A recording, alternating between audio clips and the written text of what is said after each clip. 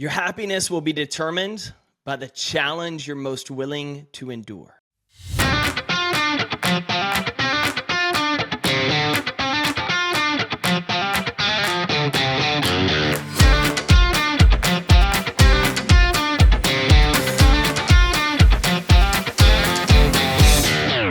Good morning, competitor. Jake here, your Chief Encouragement Officer, and welcome to today's episode of the Compete Everyday podcast.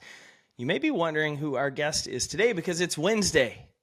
Big surprise. Today, we have a change of pace. I want to continue the lesson from Monday from comedic legend Jerry Seinfeld with another lesson on the challenge and the pain we're willing to endure. So we dive into the show. Hey, if you're watching here on YouTube, if you're watching online, you notice I'm wearing one of our new performance hats because this week we got a number of new hats in style. You'll see some brand new colors, some brand new fits, and would love for you to check them out. As always, you can grab one of the performance hats, one of the trucker hats, one of our new styles, and use the code podcast to get 15% off any hat in the store. Heck, you can even use it for our new Beat Yesterday shirt I'm wearing today or our October shirt of the month, Legacy. To grab one of these new hats, just head to CompeteEveryday.com, use the code podcast, get yourself 15% off any of the hats, any of the books, gear, anything you name it in the store.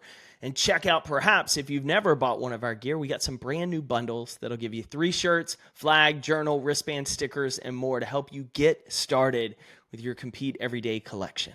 What's the challenge you're most willing to endure?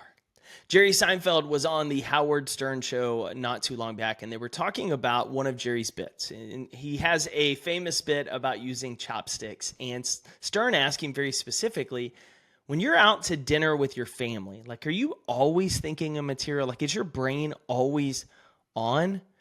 And Seinfeld said, yeah. He said, there's never not a time that I'm working. I'm always looking for new material. Every second of my existence is looking for something that I can use. And Stern sat back and goes, that sounds like a torture. That sounds tortured because you can't just shut it off. And Seinfeld laughs and goes, you know, it is.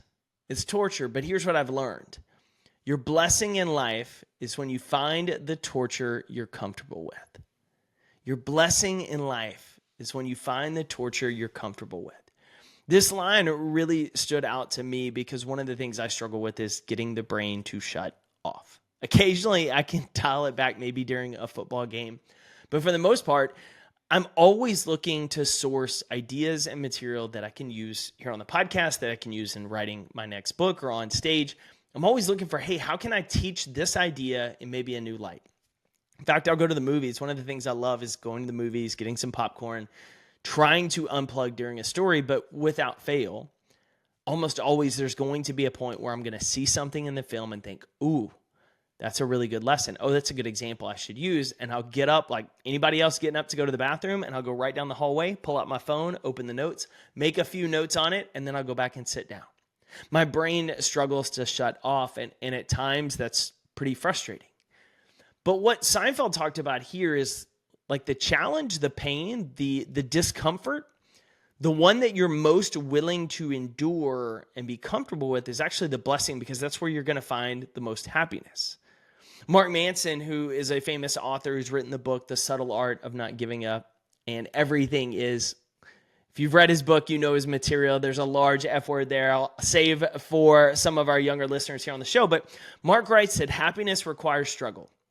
We live in this society that expects happiness to come from ease, happiness to come from the smoothest path. But any and every one of us understand that easy doesn't make us proud. It's usually the hardest things that we've achieved, the most challenging times that we've gone through, that we find the most joy, right? It's not just going to the gym and going through the motions and barely moving a sweat, not lifting that much weight, that we feel really proud about the workout, right? It's the one where we struggle and maybe we hit a PR. Or our lungs are completely gassed, but man, we got through that grueling workout and didn't think we could. It's the hard things that challenge us. It's the new role that we took on at work that we weren't confident about, we didn't feel we were ready for, yet we forged the skills to succeed in it. Or we're launching our own business, which is scary in and of itself. See, Manson writes, which I absolutely love, is that everybody wants the outcome, but no one wants to suffer to reach it. right? Nobody wants to go through the work. Every athlete wants to be playing, if you're in football, on Sundays. Or right on Saturday nights for college football, you want to be in the starting lineup. You want to make the game-winning play. You want to be the big star on campus, but not everybody wants to get up early in the off seasons and train before class or give 100% effort on the days they aren't really motivated or don't feel like it.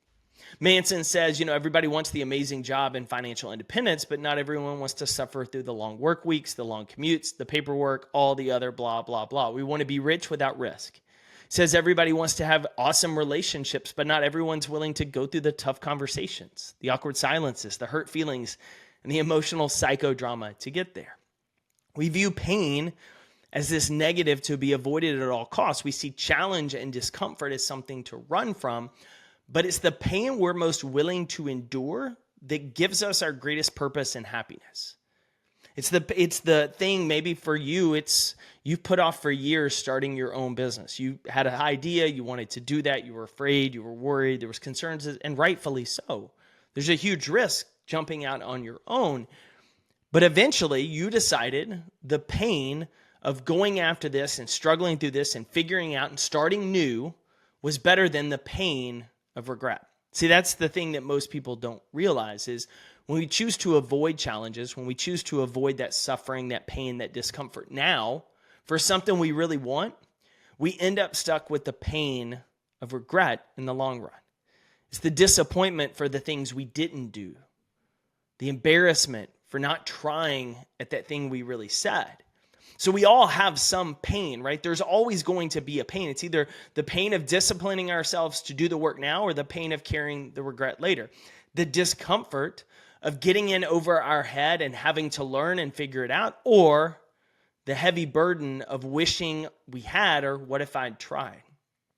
It's always something. And for us, the happiness as leaders is in doing the uncomfortable work. And the reality is, like, leadership is hard. Embracing the idea of being a leader is hard because everybody loves it, right? They see the job title. They want the bigger pay. They want their name above everyone else on the org chart. They want what leadership looks like, but they don't want to do the work to improve it. They don't want to embrace the pain of doing the work to improve your skill set, investing time in connecting with relationships on the team of people who you may just not mesh well with. They don't want to do the idea, deal with it, that you have to be different, right? You can't be buddy and leading all the time. You have to have tough conversations. See, we want our people to excel, but we're not willing to have the tough conversations to help them grow. And what I love about Manson here talking about is, like, everybody wants something, but everybody's not willing to endure the discomfort. And to get good at dealing with negative experiences, he writes, is to get good at dealing with life. See, when you want to get good, when you want to have great results, when you want the benefits of something, you have to also want the cost. For Jerry Seinfeld to be the greatest and one of the greatest comedians of all time, the cost is that his brain never shuts off. He writes every day. He works every day. He's always thinking of new content. But he's okay with that cost because he wants the benefit. A great athlete is okay with the cost of off-season training, of early mornings, of late nights, of film sessions by yourself, of watching the same tape over and over again, of working the same basic footwork over and over again, because they want the goal of winning a championship. They want the all-pro. They want the next contract. So the question I love that Mark Manson writes in this article, and that I'm going to leave you with today, is this: what is the pain that you want to sustain? What is the discomfort that you're willing to endure? Is it, hey, you want the financial independence of running your own business, but you're okay with working some extra nights and working some weekends and being in situations where you don't know what you're doing and you're going to have to learn it or hire someone else? And there's a lot of unknowns and uncertainty of, is this client going to be my last client, or will I be able to grow the career? Are you good with that pain, or do you want to go back to something different? If you've chosen the role of leading a nonprofit team, you have different pains and struggles that you have to sustain, sometimes working on limited budget and resources. And the frustrations that come with this are always having to chase after donors. But are you okay with that? Because the benefit and the outcome you're going for is something that you're willing to endure the pain for. Every one of us are going to endure a pain, right? We're going to endure the pain of the pursuit, or we're going to endure the pain of the regret for not pursuing it. And so you get to decide today, what's the pain I'm willing to sustain? And the beauty of this, man, what I love about this is then you stop looking at it as a negative.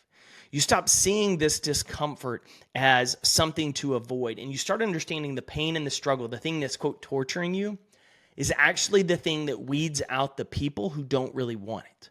See, we know everybody wants great outcomes, but not everybody's willing to endure that mess.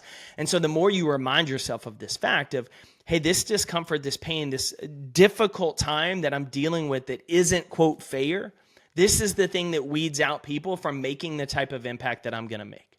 This is the thing that separates people from who are average or barely get to good from those who become great. Because they're not willing to sustain the pain. They want it easy. They want it simple. And I love this. And I love this idea of how Manson wraps up this article and he says, you know, who you are is defined by the values you're willing to struggle for. People who enjoy the struggles of a gym are the ones who get in good shape. People who enjoy long work weeks and the politics of a corporate ladder are usually the ones who move up in it. The people who enjoy the stresses and uncertainty of starving artist life are ultimately the ones who live it and make it. This is not a call for willpower or grit. This is not an admission of no pain, no gain. This is the simple, most basic component of life. Our struggles determine our successes, so choose your struggles wisely. Let me repeat that again. Our struggles determine our successes, so choose your struggles wisely. I think you wrote a fantastic piece on that, and I think that's a beautiful way to think about it. Of what are you struggling with now? For where you want to go, maybe you have this idea in your head that it's going to get easier. It's going to get simpler, that somehow this next level of you is going to be simpler than this current one.